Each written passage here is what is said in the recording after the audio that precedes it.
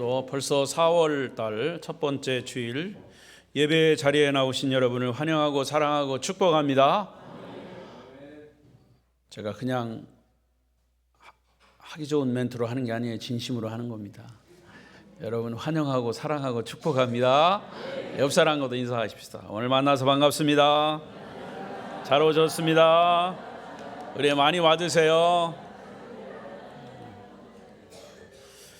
비대면 영상으로 예배하시는 분들 계시면 주의 은혜가 그곳에서도 함께 하시길 바랍니다. 주일 낮 예배는 창세기서를 계속 설교하고 있습니다. 이제 마지막 부분에 와 있습니다. 오늘 말씀의 주제는 화해의 뿌리입니다. 시작.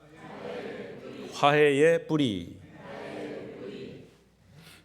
지난 시간과 같은 맥락에서의 말씀을 이어갑니다. 본문 창세기 45장은 요셉과 형들의 과거의 앙금을 이제 털어내는, 진짜 자기들의 정체를 드러내고 서로 만나는 이 화해의 장면을 아주 극적으로 보여주는 그런 부분입니다. 그런데 이 장면을, 창세기에 기록된 그 장면, 요셉과 형제들이 만나는 장면 나 다 알고 있어. 나 벌써부터 다 알고 있는 거야. 모르는 사람 없어요. 조금 교회 다닌 사람 다 알지요. 그렇지만 중요한 것은 아는 게 중요한 게 아니라 그 아는 것을 내 마음속에 느끼고 깨달아서 그것을 내 삶에 실천하는 것까지 가야 합니다. 그것이 말씀이 중요한 의미이죠. 그래서 오늘 말씀 역시 우리 그리스도인들이 이웃과의 갈등이 있을 때 어떻게 화해하는가를 보여주는 모범적인 사례입니다. 부부의 갈등, 형제와의 갈등, 이웃과의 갈등, 이 모든 것들의 갈등을 해결하는 그런 화해의 방법, 이것이 오늘 말씀이 되겠습니다. 그래서 오늘 말씀 역시 여러분 잘 들으시고 우리 성도님들의 삶에 잘 적용하시기를 바랍니다. 이 화해는 사실은 일방적으로 당했던, 어떻게 보면 일방적으로 요셉이 당한 거예요. 이 요셉이 형들에게 먼저 화해의 손길을 내민 것, 일방적으로 당한 요셉이 복수의 마음을 품지 않고 그 억울함을 내려놓고 그 자기에게 많은 어려움을 준 형들에게 먼저 손을 내밀었다는 것에 오늘 말씀의 핵심이 있습니다. 자, 그렇다면 하나님의 꿈을 품은 요셉의 마음속 깊은 곳에 어떤 생각이 자리 잡고 있었기에 형들에게 먼저 화해 요청을 했을까? 요셉에게 있던 화해의 뿌리가 무엇인가? 이것이 우리가 잘 깨달아야 할 부분이고 또 이 말씀을 듣고 적용해야 할 부분입니다. 그 첫 번째는 하나님의 긍휼의 마음입니다. 시작. 하나님의 긍휼의, 한 번 더. 하나님의 긍휼의 마음. 긍휼이라고 하는 단어는 사실 잘 쓰지 않는, 성경에서만 나오는 단어예요. 긍휼의 반대말을 알면 더 쉽습니다. 긍휼의 반대말은 저주라는 말이죠. 혹은 심판이라는 뜻이에요. 긍휼의 반대말. 자, 그러면 긍휼이라는 말의 뜻은 뭐냐? 저주받아 마땅한 자를 오히려 사랑으로 대해주는 것, 그것이 긍휼입니다. 저주받아 마땅한 우리, 죄로 인해서 죽을 수밖에 없는 우리, 지옥 갈 수밖에 없는 우리를 하나님의 사랑으로, 예수 그리스도의 십자가와 부활의 사랑으로 구원해 주신 그 사랑, 그게 바로 긍휼이라는 말이죠. 성경은 원수 갚는 것을 절대로 금하고 있습니다. 오히려 주님은 원수를 사랑하라고 했어요. 원수를 갚는 것으로 문제가 해결되면 얼마나 좋겠습니까? 원수를 갚는다고 문제가 해결되는 것이 아니기 때문에 원수를 갚지 말고 오히려 원수를 사랑하라 그랬습니다. 복수는 또 복수를 낳는 악순환이 계속되는 겁니다. 로마서 12장에서 사도 바울은 원수 갚는 것은 하나님께 있다 했습니다. 심판하시고 원수를 갚는 것은 하나님 한 분만이 하실 수 있다 했습니다. 이게 성경의 가르침이에요. 그래서 우리 그리스도인이 가져야 할 마음은 긍휼의 마음입니다. 긍휼이란, 다시 말하면 상대방이 나에게 저주를 받아 마땅함에도 불구하고 그를 불쌍히 여겨서 용서하는 마음. 그런데 그게 쉽지 않아요. 나도 쉽지 않아요. 목사도 쉽지 않아요. 그 긍휼의 마음을 갖는다는 게, 긍휼이라고 하는 것은 정말로 인간의 얄팍한 생각으로는 실천하기 참 힘든 부분이에요. 참 힘든 부분이에요. 그런데 그리스도인들이 긍휼의 마음을 가져야 할 중요한 이유가 있습니다. 그것은 저와 여러분은 이미 하나님께로부터 긍휼함을 받았기 때문입니다. 내가 긍휼함을 받았습니다.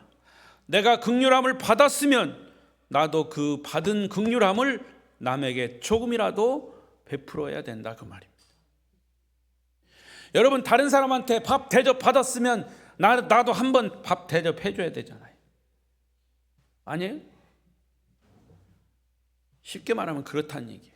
우리가 믿는 하나님은 긍휼이 풍성하신 하나님이라고 성경은 가르칩니다. 자, 에베소 2장 3절 4절을 보십시다. 시작.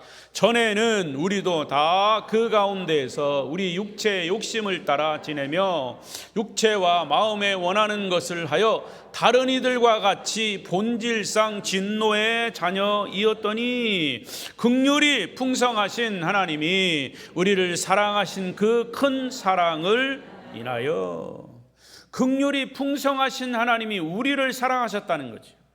그래서 여러분이 구원받은 겁니다. 하나님의 긍휼 때문에.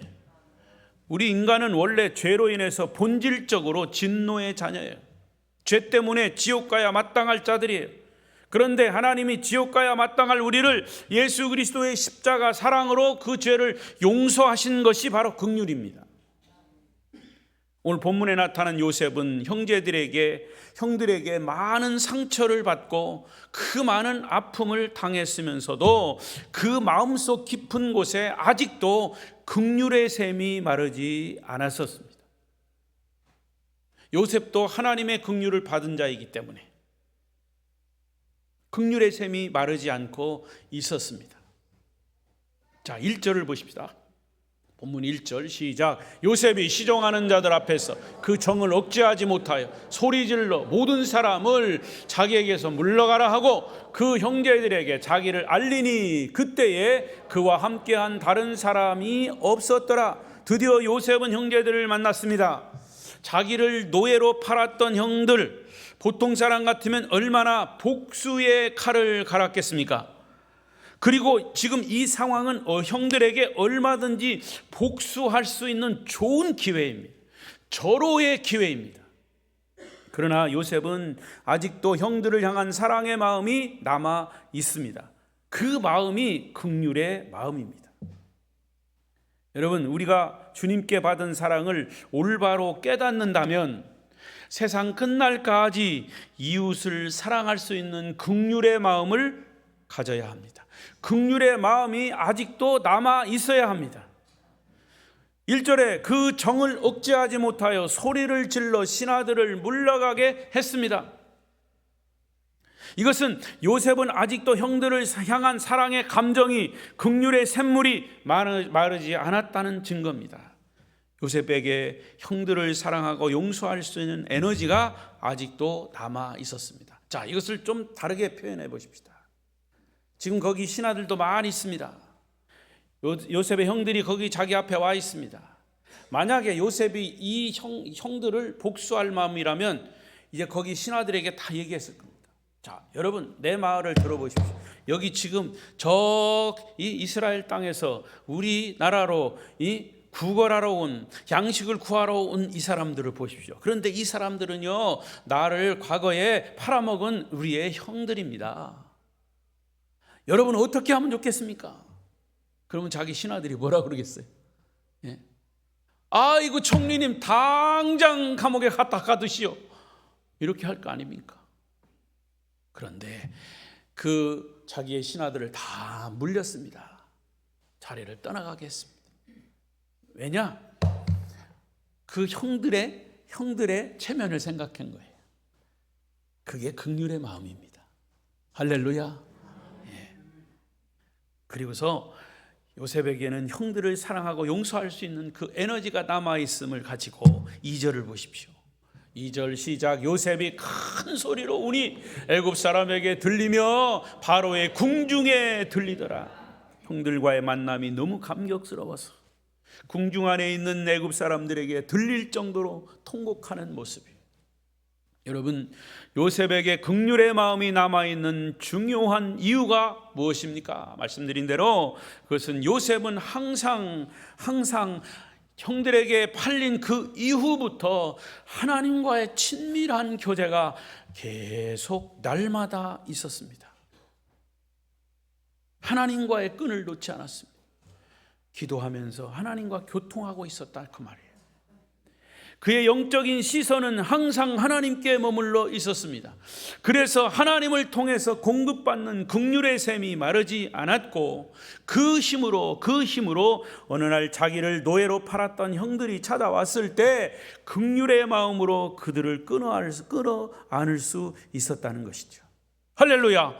자, 14절 15절 계속해서 봅니다. 시작. 자기 아우 베냐민의 목을 안고 우니 베냐민도 목을 안고 우니라. 요셉이 또 형들과 입맞추며 안고 우니 형들이 그제서야 요셉과 말하니라. 여러분, 주님의 긍휼을 받은 자들로 우리가 여긴다면, 여러분 모두가 주님의 긍휼을 받은 자로 여긴다면, 우리가 가지고 있는 이웃과의, 가족과의 어떤 갈등이든지 간에 하나님의 긍휼로 화해하는 성도들이 되시기를 바랍니다. 오늘 이후로 긍휼한 마음을 적용하시기를 바랍니다. 두 번째로, 우리는 복음 안에서 한 가족이라고 하는 마음, 화해의 뿌리여야 합니다. 시작. 우리는 복음 안에서 한 가족이라는 마음. 자, 본문 3절 4절에서 요셉은 자기가 가진 마음을 형들에게 이렇게 표현합니다. 시작. 요셉이 그 형들에게 이르되 나는 요셉이라. 내 아버지께서 아직 살아계시니까. 형들이 그 앞에서 놀라서 대답하지 못하더라. 요셉이 형들에게 이르되 내게로 가까이 오소서. 그들이 가까이 가니 이르되 나는 당신들의 아우 요셉이니 당신들이 애굽의 판자라. 요셉은 형들을 원수로 생각하지 않았습니다. 분노의 대상으로 생각하지 않았습니다. 오히려 형님들, 내 아버지께서 아직도 살아계십니까? 내 아버지께서 아직도 살아계십니까? 형님들, 아버지께서 살아계십니까? 나는 당신들의 동생 요셉입니다. 나는 애굽의 국무총리가 아니라 당신들의 동생, 오래전에 당신들이 팔아넘긴 요셉, 당신들의 동생 요셉입니다. 자, 이 말을 전체로 종합해보면 저와 형님들은 가족입니다. 저와 형님들은 가족입니다. 이렇게 고백하는 거예요. 그런데 이 말은 그냥 하는 말 같지만 형들에게는 엄청나게 충격적인 말입니다. 여러분, 우리가 어떤 사람과 갈등하고 있는데 화해를 원한다면 상대방에게 쓰는 언어부터 달라져야 합니다. 상대방과 화해하는데 성질난다고 성질나는 말 다 해버리면 그건 화해는 절대로 안 되는 거예요. 상대방을 배려하는 언어가 필요하다는 거지요. 화해를 원하는 사람이 먼저 자기의 감정을 드러낸다면 이미 화해는 이루어지지 않습니다. 언어를 순화해야 할 필요가 있어요.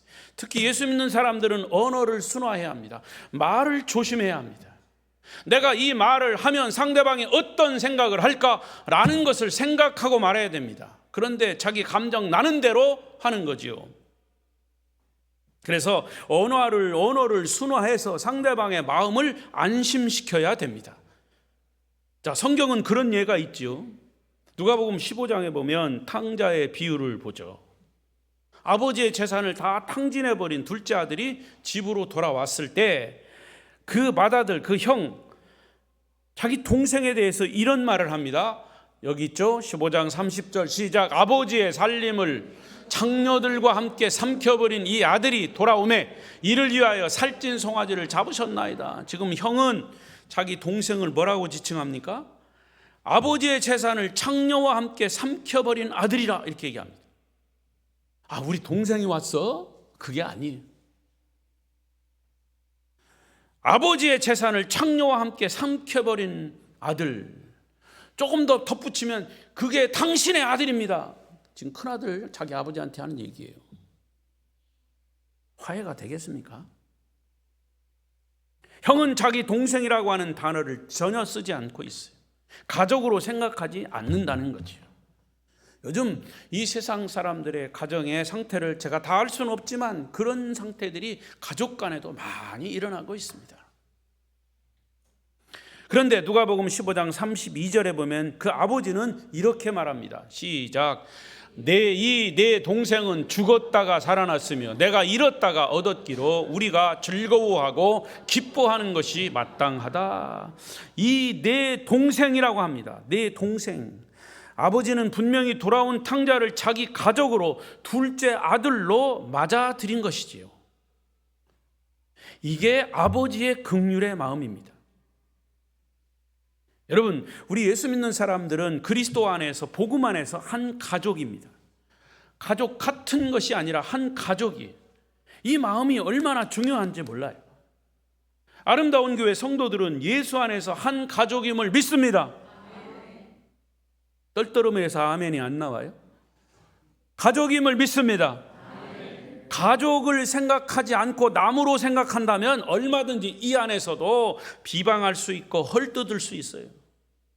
가족끼리는 서로 사랑하는 마음밖에 없어야 합니다. 더 나아가서 우리는 예수 믿지 않는 사람을 향해서도 가족의 마음을 가져야 전도도 할 수 있는 거예요. 그들이 지금 안 믿지만 아직은 하나님을 모르지만 복음을 받아들이고 예수를 믿고 하나님을 아버지라고 부르게 되면 우리 가족이 될 것이라고 하는 소망과 가능성을 가지고 그들에게 접근해야 전도가 가능한 거예요.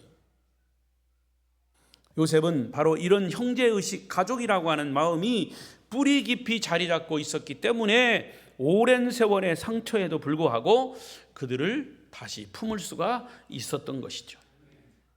다시 강조합니다. 아름다운 교회 성도 여러분, 서로가 복음 안에서 한 가족이라고 하는 생각을 갖고 있다면 어떤 갈등, 어떤 불화가 있어도 금방 화해로 돌아설 수 있다는 사실을 믿으시기 바랍니다.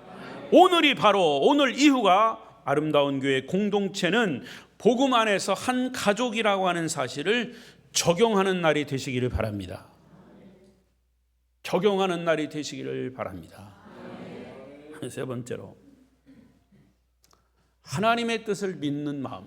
시작. 하나님의 뜻을 믿는 마음. 자, 본문을 다시 해보면 창세기 45장 5절부터 8절 사이에 중요한 단어가 계속 나옵니다.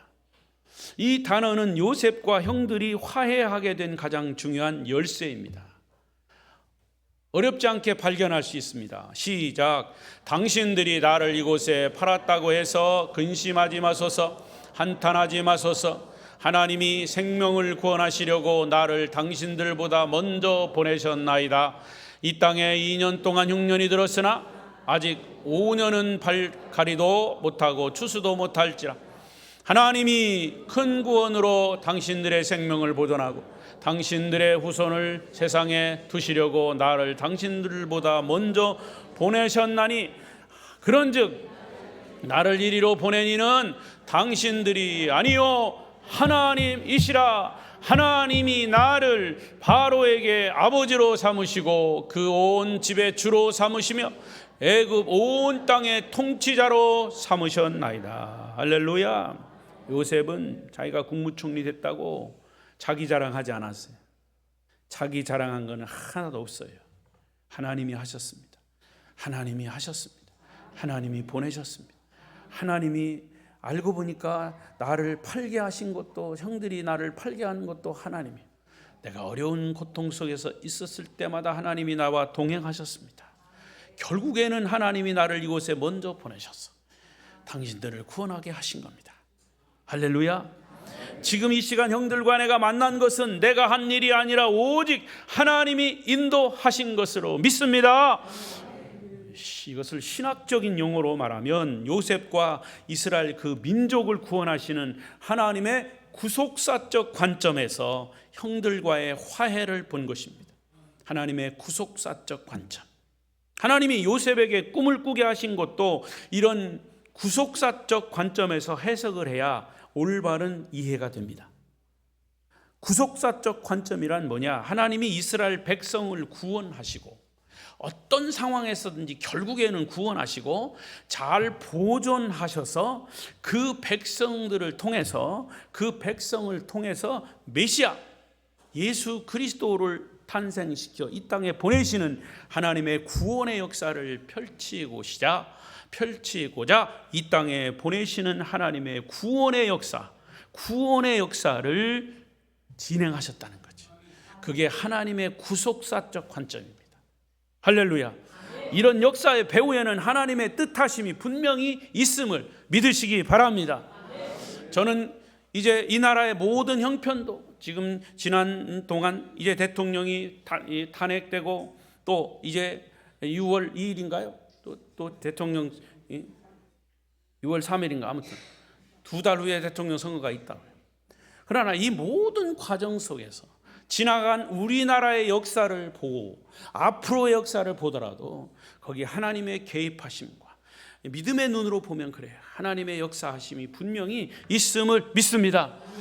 하나님을 내 쪽으로 끌어다가 막 이렇게 해달라고 저렇게 해달라고 하는 게 아니고 그는 내 생각이고 내 뜻이고 물론 그렇게 기도할 수 있고 생각할 수 있어요. 그러나 생각들이 다 다르니까 하나님이요 여러분 기도 다 여러분 하나님 나라 우리나라가 여러분 생각대로 다 된다면 우리나라가 어떻게 되겠습니까? 어디로 갈지 몰라요. 몇 천만 이 백성들이 다 자기 생각대로 하나님 이렇게 해주십시오. 저렇게 하나님이 얼마나 바쁘시겠어? 다 들으시려니까. 여러분 절대로 그렇게 안 돼요. 하나님의 뜻대로 가는 거예요. 그것을 믿는 하나님의 섭리, 그것을 믿는 믿음이 믿음이에요. 제가 늘 얘기하는 것처럼 여러분 해가 동쪽에서 떠서 서쪽으로 지죠. 해가 움직이는 겁니까? 해가 움직이는 게 아니요. 지구가 움직이는 거지. 지구가 움직이는 거지. 해는 거기 있는 거예요. 해가 구름에 가렸다고 해가 없어진 겁니까? 잠시 가렸을 뿐이에요. 하나님은 거기 계십니다. 할렐루야. 하나님은 인간의 역사를 주관하십니다. 우리의 형편이 어떻든지 간에 우리는 하나님을 믿는 믿음, 하나님에게서 우리의 눈이 떨어지지 않아야 합니다. 바로 요셉처럼 말입니다. 이런 역사의 배후에는 하나님의 뜻하심이 분명히 있음을 믿으시기 바랍니다. 그게 하나님의 섭리의 역사예요. 우리는 종종 어떤 두 사람의 관계가 뒤틀리고 왜곡될 때 그 문제를 풀려고 서로의 시시비비를 가리게 됩니다. 네가 그랬잖아, 내가 안 그랬어, 내가 그랬어, 아니요 누가 그랬어. 이거 시시비비 가빈다고 문제가 해결되지 않아요. 요셉은 형들과의 문제를 시시비비를 가리는 것으로 해결하지 않았습니다. 하나님의 눈으로, 하나님의 관점으로 보았습니다. 하나님이 이 문제를 어떻게 보고 어떻게 해결하시는가에 영적인 분별력을 가졌다 그 말입니다. 이것이 바로 그리스도인들이 가져야 할 분별력입니다. 로마서 8장 28절을 보십시다. 시작. 우리가 알거니와 하나님을 사랑하는 자 곧 그 뜻대로 부르심을 입은 자들에게는 모든 것이 합력하여 선을 이루느니라. 할렐루야. 우리 성도들이 경험하는 작은 일까지도 하나님께서 당신의 선하신 뜻을 이루기 위해서 허용하신다고 하는 것이 하나님의 뜻을 믿는 마음이에요. 그것이 우리의 믿음의 깊은 곳에 깊은 저 마음의 심연 뿌리 속에 날마다 있어야 됩니다. 여기 요셉 이 형들에게 하는 고백을 들어보십시오. 창세기 50장 20절입니다. 시작. 당신들은 나를 해하려 하였으나 하나님은 그것을 선으로 바꾸사 오늘과 같이 많은 백성의 생명을 구원하게 하시려 하셨나니. 할렐루야. 매우 성숙한 신앙 고백입니다. 요셉의 인생관과 요셉의 역사관, 요셉의 삶의 가치관이 이 말씀 한마디에 들어있어요. 다 들어있어요. 여러분, 하나님의 섭리를 믿는 사람은 모든 사람에게 영향력을 끼치는 축복의 통로의 역할을 하는 사람이에요. 그것이 바로 하나님의 꿈을 품은 사람의 모습이기도 합니다. 성도 여러분이요, 하나님의 선하심을 믿으시기 바랍니다. 악한 일을 당해도 실망하지 마십시오. 악한 일을 당해도 선하신 하나님이 마침내 악을 선으로 바꾸어 주실 것입니다. 그래서 우리는 항상 선하게 사람들을 대하고 선하게 살아야 합니다. 선하게 살아야 합니다. 선하게 살아야 합니다. 선한 말을 해야 합니다. 이것이 요셉의 삶이 우리에게 주는 오늘의 메시지입니다. 억울한 세상, 악한 세상, 고통 많은 세상, 상처 많은 세상 속에서도 화해자로 살아가는 자가 진정한 그리스도인입니다. 우리 아름다운 교회 성도들도 이런 하나님의 뜻을 믿는 믿음의 사람, 화해의 사람들이 되시기를 바랍니다. 오늘 우리가 드리는 예배도 하나님의 선하신 뜻 안에서 모인 것을 적용할 수 있는 날이 되시기를 바랍니다. 말씀을 맺겠습니다. 하나님을 믿는 성도들이 화해자로 살기 위해서 우리 그리스도인들의 마음 깊은 곳에 뿌리 내려야 할 세 가지 마음이 있어야 한다 그랬습니다. 첫째는 하나님의 긍휼의 마음, 두 번째는 우리는 복음 안에서 한 가족이라고 하는 마음, 세 번째는 하나님의 뜻을 믿는 마음. 하나님은 이 모든 일을 하나님의 선을 위해 허락하십니다. 악한 일들 속에서도 하나님의 선은 항상 결과를 준비하고 계십니다. 하나님의 선으로 준비하고 계십니다. 하나님의 선하심을 분명히 믿고 항상 사람들을 선하게 대하고 선을 베풀며 서로가 화해하며 살아가는 인생 삶이 되시기를 바랍니다.